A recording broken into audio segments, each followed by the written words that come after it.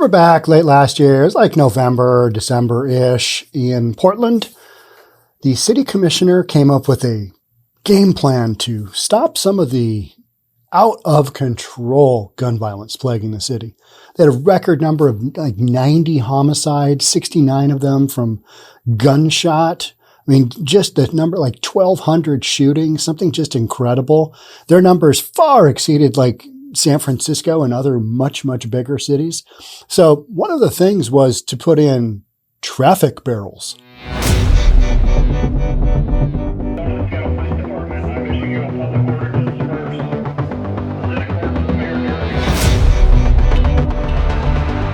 Yes, you got it. Those big kind of orange and white striped cone things with the big base that slows down traffic. We're going to slow down traffic. Hence, therefore, that should equate to gun violence dropping remarkably.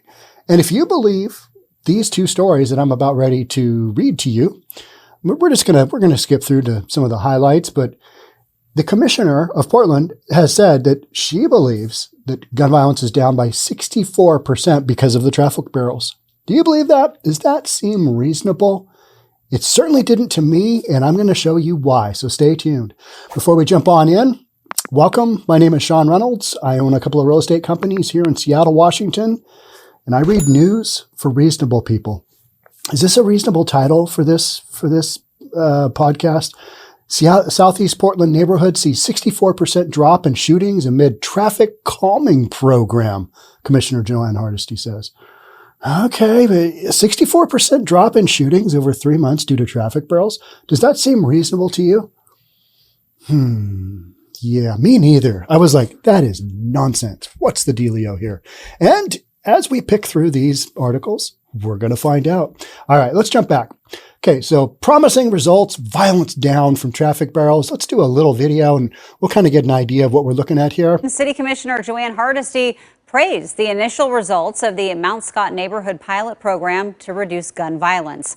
Hardesty says that pilot program involved placing traffic barrels to reduce speed linked to gun crime in the area. The commissioner called it a team effort and thanked Portland police, park rangers, and others in the neighborhood for their work. The shootings were down in that neighborhood by over 60% in the last 3 months, but Hardesty says it's not a success yet. I want to be first to caution you, however, and make it very clear. These are promising results, but we cannot determine this a success from such a small-scale pilot and data set. Hardesty said the rate of shootings decreased in the Mount Scott neighborhood while it remained the same in the rest of the city. As she says, she wants to continue the pilot in Mount Scott and expand it to other parts of the city. All right, so keep in mind, expand the pilot program to other areas of the city because the rest of the city shootings were flat, if not probably up. Okay, so all right, so we've got shootings way down in this one section. And we're being pointed to traffic barrels being the main instigator of this reduction in crime. So keep that in mind. So the results of a 3-month pilot program using traffic barrels to reduce gun violence in one Portland neighborhood have shown promising results, Commissioner Jo Ann Hardesty said Tuesday. Hardesty and Commissioner Carmen Rubio were joined by Mount Scott-Arleta Neighborhood Chair 𝐏𝐞𝐸 Williams in a walking tour Tuesday morning. After the walking tour finished at the Mount Scott Community Center, the three answered questions about the effectiveness of the pilot program. In October, Hardesty ordered the Portland Bureau of Transportation to install the traffic calming devices, traffic barrels, across a 6-block area in the area plagued by shootings, some of which have been linked to high-speed drivers. Okay, so it kind of makes you think, wow, those high-speed drivers, they're the ones to blame. We need to slow things down here.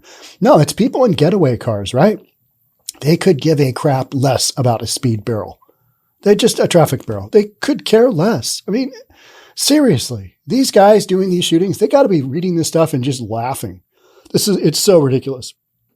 Prior to the pilot project's launch, there was nearly a 250% increase in 911 calls from the Mount Scott-Arleta neighborhood related to shootings from 2020 to 2021. I'll believe that. That sounds reasonable. It sounds legit. So 250% increase in shootings. So workers installed 8 traffic barrels, And then another 18 traffic barrels later for, I believe, for a total of 26, but Hardesty said 18. Who cares? They installed a bunch of traffic barrels, right? Calling it a team effort, Hardesty thanked Portland police. That's new. Park rangers. Okay. Yeah. We've talked about park rangers and others in the neighborhood. I'm not dissing park rangers, but what 3% of the crime in Portland happens in their city parks? 3%. And they upped a bunch of park rangers who are unarmed. They upped the number of them in the hopes of preventing said violence. Okay. So we're going to thank Portland police. Yep. Absolutely. Park rangers and others in the neighborhood for their work. Shootings were down in the neighborhood 64% in the last 3 months. But it's not a success yet, she said. I want to be first to caution you, however, and make it very clear. These are promising results, but we cannot determine this a success from a small-scale pilot and data set. Here's the other comment. We knew the simple act of installing traffic barrels alone would not make a significant impact on gun violence. And yet we are kind of led to believe by multiple articles that that's what's happening. It's the overall program. She noted, here's your first clue. She noted there is also better lighting. There's better lighting. We're going to focus on some better lights up there. I mean, that's going to deter gun violence, right? At night. So she noted there is also better lighting. All right. Along with more patrols by police and park rangers. Interesting. But set that aside for now. Just, don't focus on the traffic barrels, focus on the lighting, focus on the park rangers. Okay. We'll think about that. A little bit of police. Okay. But don't think too hard. Rubio said it's another element to a comprehensive approach to the violence. Traffic barrels and other calming measures, better lighting in parks, and more friendly, well-informed park rangers acting as the eyes on the ground, she said, which is no mention of police there, which is why I'm requesting more funding as part of the annual budget process. Okay, well, so there's that one. That article pretty clearly leads you to believe that this program, traffic barrels, that reduces, that's working. God, we got to get traffic barrels going everywhere. Just put them everywhere. It'll slow people down, A 3-month program. Here's the second article. And this one has the clue. This one has all right, so here you go. So you got to read through it though. You got to get past these headlines. People typically only read headlines half the time. I mean, that's a statistical analysis based on data and the science, not in that order. A 3-month program that helped place 18 plastic traffic barrels in a 6-block radius of Southeast yada yada, down 64%. The Portland Bureau of Transportation started the pilot program. Okay, boring. I would say, and we already talked about the traffic barrels by themselves, not stopping, but it was a community coming together saying, if we work together, we can figure this out, Hardesty said. During a news conference, I used the bureaus that I have in my portfolio to address the critical issues that we're facing today. So the pilot program also increased park ranger and police patrols. Okay, we talked about the lighting. Here is the kicker that I'm about to read to you. Why do you think gun violence is down? More police? I mean, what else could it be?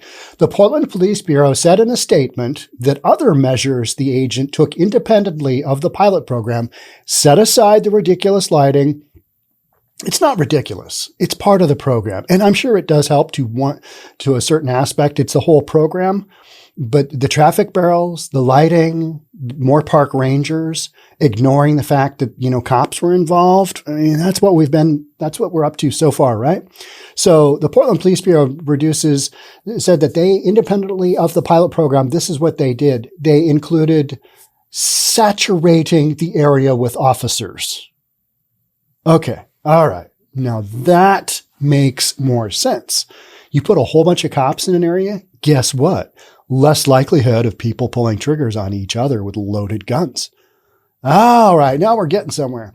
Saturating the area with officers. When I read that, I just laughed. I'm like, oh, okay, so I'm not out of my mind. It's not due to the traffic barrels. I mean, these are some special traffic barrels. I mean, these are violence deterring traffic barrels. Very different from the traffic barrels used to direct traffic or stop traffic or any of that normal traffic barrel stuff.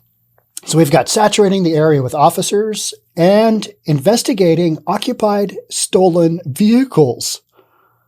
Do you think that might have had something to do with it? I don't know. Versus the lighting? We are led to believe just some ridiculous stuff because, people want to, traffic. How do you spin this, in a way? Hey, New York City they shouldn't have done that whole thing where they got tough on crime. They should have just put out traffic barrels. Clearly that's all we need.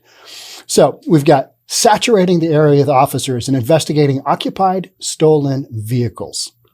There it is. That's all you really need to know. And you're like, okay. Yeah, that makes more sense. That is ridiculous. The analogy I thought of was here in downtown Seattle, we've got a Target, the store, which is a target for criminal behavior. And, a couple of weeks ago, a dude who's a convicted felon tried walking out, and he did successfully walk out with a 70-inch big screen TV. So it's like in this store that I'm sure will be closed in no time at all because, you can't really operate a store in those, when you just got rampant shoplifting going on. But say at the entrance to this store, if you put up a sign that said shoplifting is illegal, you will be prosecuted to the full extent of the law. Say you put that up there, that's something different. And then you put in, a cop on every aisle. But do you think shoplifting would decrease?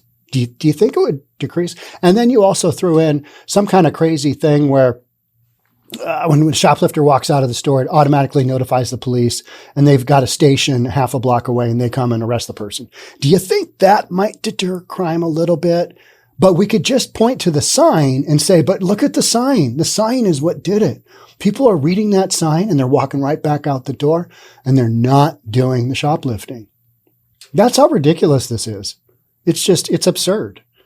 So they're spinning it as if the traffic these things are really, really, hindering crime. Just a bunch of nonsense. Hardesty's figures compare the number of shootings during the 3-month pilot program to the 3 months before the barrels were installed. I don't doubt that, but it's because you saturated the area with cops, and they're checking out other forms of crime going on that are direct indications of what happens before a shooting or after a shooting or whatever. They just know, all right, yeah, these guys are coming into the area, and maybe they're going out of the area in stolen cars, which are occupied. All right, we're going to check those out. They've got a game plan. Plus, there's a whole bunch of them, in addition to the traffic barrels, the lighting, and the park rangers. So pretty crazy, right? So Deputy Chief Mike Fromey said in a statement provided by Hardesty's office that the Police Bureau was happy to partner with Portland Parks and Recreation Rangers to patrol the area. I'm sure they were, but they're not getting any credit here. This is ridiculous. Efforts like this demonstrate how the city of Portland can address problems like gun violence in a holistic manner. I call BS on that. It's cops. You got more cops on the street in a concentrated area. It's not that hard to figure out. Rather than treating it as a purely police issue. But it probably was purely the police that is attributed to that 64% decrease in shootings, right? Am I out of my mind here?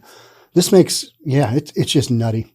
A neighborhood survey conducted after the 3-month pilot showed that twice as many respondents thought the program's measures reduced traffic from people fleeing shootings when compared to respondents who didn't perceive a difference, Hardesty said. What does that mean? Nobody cares. Seriously, nobody cares.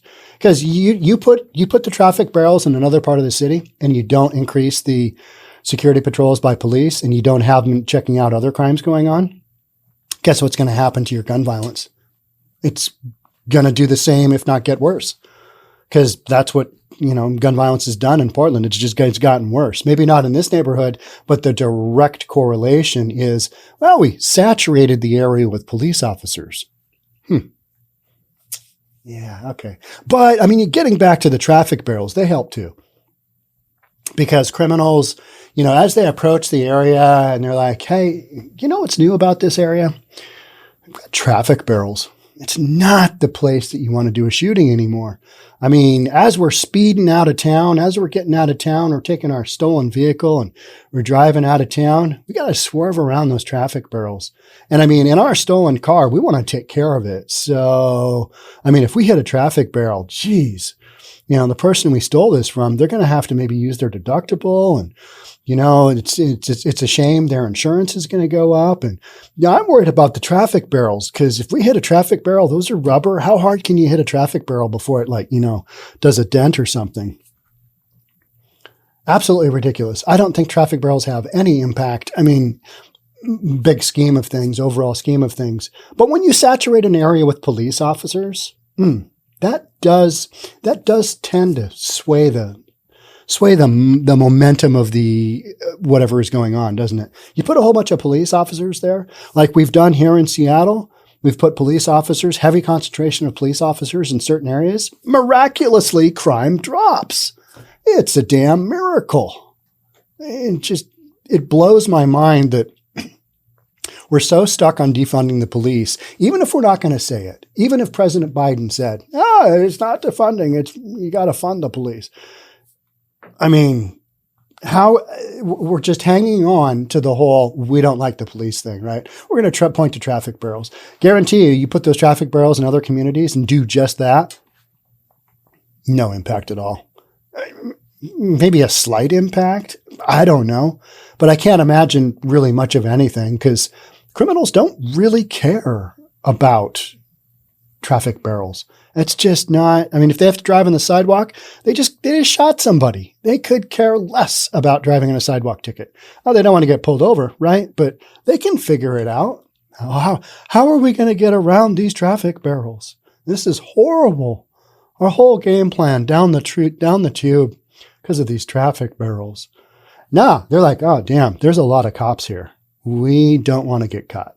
We do a shooting here? Yeah, that's not going to end up well. We're going to go to jail. I don't want to go to jail. Let's go somewhere else. So they take their gun violence somewhere else. I mean, am I imagining things, or what's the dealio? So it's so interesting from my perspective in reading these articles. You're literally led to believe, hey, traffic barrels, 64% drop in crime. Traffic barrels might be the way to go. And then when you start to dig deeper, you're like, well, we did saturate the area with police officers. Okay. All right. So that other stuff, not so much. So if I'm off on this, let me know. Portland police, let me know. But this doesn't take a rocket scientist to figure out, right? I mean, it just doesn't. So maybe there was some positive impact from the traffic barrels. I can't imagine much, because I was just kind of thinking, that is ridiculous. And I still stand by that is ridiculous. And like I said in the podcast when I was talking about initially, when I was saying this is ridiculous, put some more cops in the area. That's just not that hard to figure out. But nobody wants to do that, because then they'd have to admit, yeah, we need more cops. And you know, these groups that are pointing towards, like Commissioner Hardesty, who's very clearly anti-police.